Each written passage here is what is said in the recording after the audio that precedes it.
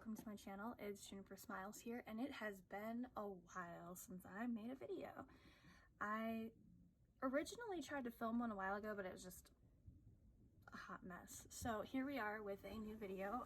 Hopefully I can fit this all into one thing because I don't have a whole lot of space on my card. So, all right, couple of things. If you didn't notice, this is a completely different journal than I started with. And before I get into that, I want to first explain this little box here. This is a storage box for origami paper. I don't know why it took me so long to think of that. And I decided that since I have been working on minimizing things, it would be good for me to minimize what I use the most. So I wanted to show you my little box here. It's not very big. I think I got this for about $6 or $7 on Amazon years ago. And I mostly just used it for like printouts and stuff, but I figured, oh, this would be perfect to keep at my desk right now since most of my planning stuff is on the other side of my room and I hate hauling stuff back and forth. So what I keep in here is I have my writing utensils. I have a Uniball Signo, which is my white gel pen. I don't use this as often as I used to because I actually got this Galaxy paint-like ink marker. I got this from Hobby Lobby actually, and this has been very useful. I have my Micron, which is a .005. This is very small, and I use this one because the dots in the Nuuna S are 3mm.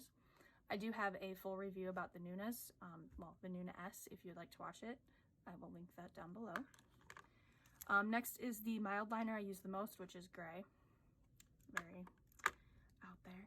Next is my pencil. I use a Graph Gear 0.5 Pentel pencil. This is a drafting pencil. I love it. I highly recommend it. It does have an eraser.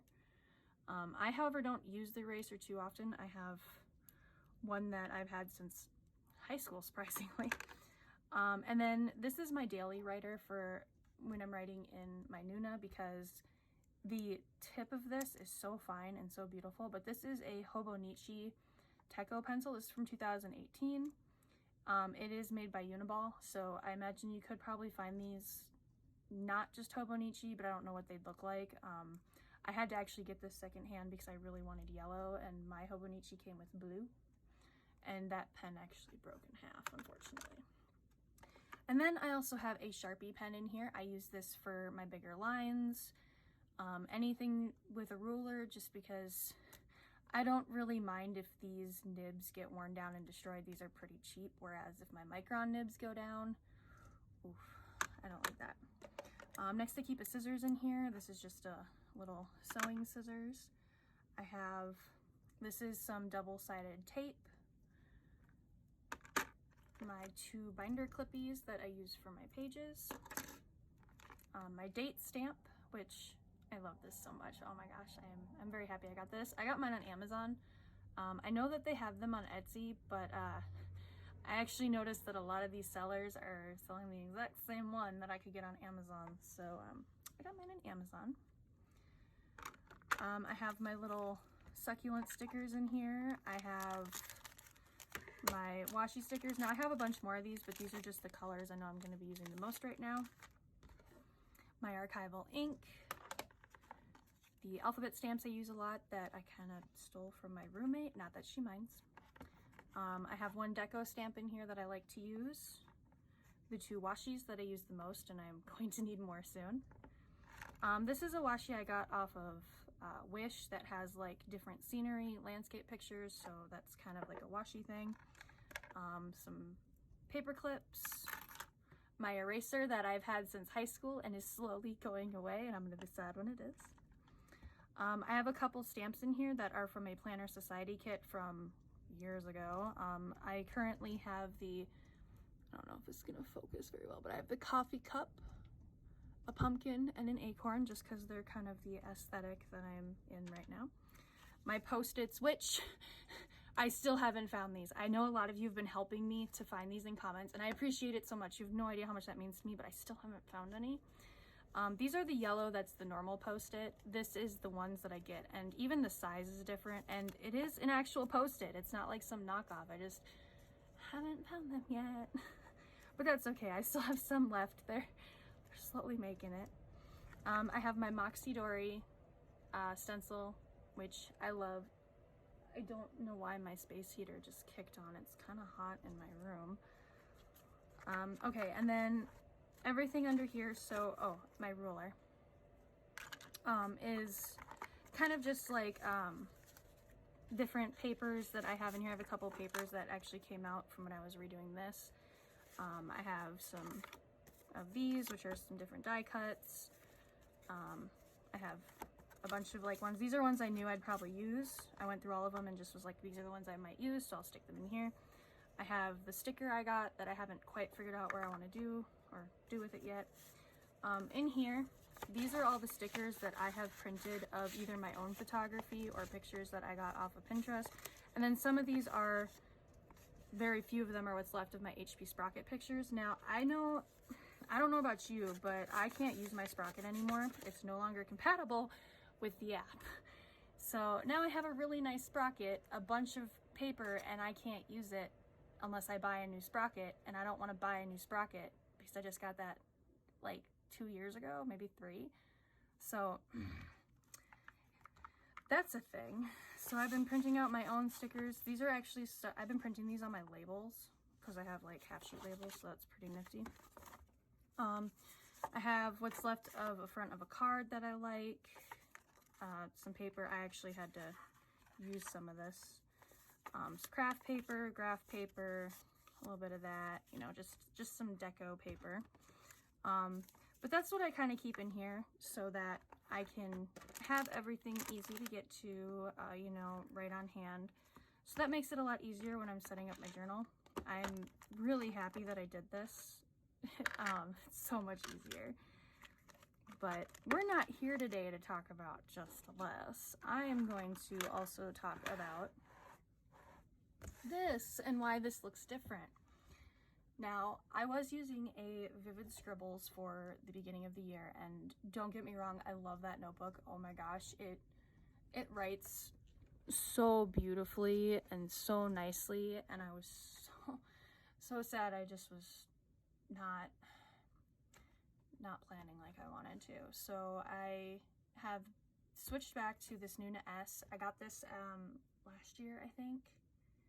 And originally it was going to be kind of like an art journal sort of thing, and I shared like a page that I had done on my Instagram, which, don't go hunting for my Instagram. I have deactivated it. I will explain why here in a minute.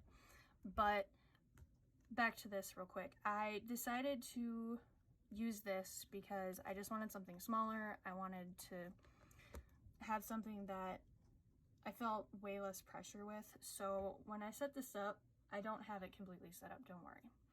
I'm not going to show the front page because it has my personal information, and I apparently glued that Post-it note down when I set this up last year, so I can't just remove it.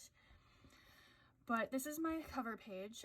This was already on here from when I had an art journal, so I actually just removed the tape, and I had to cut out a couple pages, which would have been fine, except 3 pages ended up falling out, which is cool. I saved them, they're in here, and I use them for mistakes, which I'll show you. I actually did have to fix a mistake. But I got this off of Pinterest. I thought it was really cute, so I kind of copied it, and then I added 2021 instead of Hello New Day. This felt a little bit better for the opening page. And as you can tell, you can actually see through this paper a little bit. It is kind of thick, but you can still see through it. So, and it's just tape, don't worry. But then I have my key right here, which I just taped in. And I did some changes, so down here you're going to see that it has my delicate, intimate, and ring. So I'm actually going to start tracking my lady times and birth control on my main calendars, so that way I don't have just an entire separate spread for it. I haven't filled these in yet. I've been kind of getting everything done otherwise, but right here is where you can see I had my first mistake.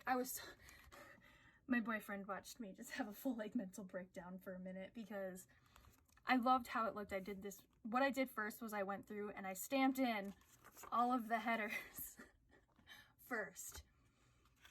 And then I went and wrote in April and I was like, oh my gosh, it looks perfect. It's amazing. And then I realized, oh no, that's not April. I put the dates for March and realized after. So I sat there for like 10 minutes, not 10 minutes, it was like maybe 5, but I was like, what do I do? Because I don't want to tape these pages together and start over, because then I've lost even more pages, and I'm already starting on page 15, okay? I lost a decent amount of space in this book by doing this, because I didn't want to buy a new notebook. And so what I did was, because I lost 3 pages and I saved them, I actually cut one out and I lined it up pretty gosh darn good with the dots. You're probably gonna be able to see that, but that is one way you can cover up a mistake. Take a page or 2 out of the back of your book, or, you know, something like that. I normally have like 1 or 2 pages in the back that I'll cut out specifically for this reason. I think my washi tape is getting old because it just doesn't want to stick anymore. It doesn't even want to stick to itself. But yeah, so I wrote these in, so I'll be tracking these on the dates. So if I'm delicate, I'll put, you know, the red X. If I'm intimate, it'll be a blue X. When I put my ring in or take it, when I put my ring in and take it out, I'll put a circle so that way I can keep track of that. And then it's just the months that I'll be using this for the rest of the year. I might not fit the whole year in here, it depends.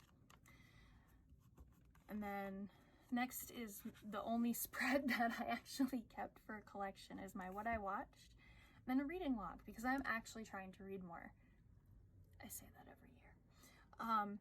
But I knew I would need more space, so this kind of goes here and then over to here. That way I just have enough room. And then I will actually fill this in with what I have watched so far this year, and then that way I can keep track. And then I normally have a post-it somewhere on these spreads with what I want to watch, so I can keep track of things that haven't come out yet, or things that I want to get to watch but haven't gotten around to. And then I'll put my reading log down here. For those of you who are curious, I am currently going to be reading Go Ask Alice.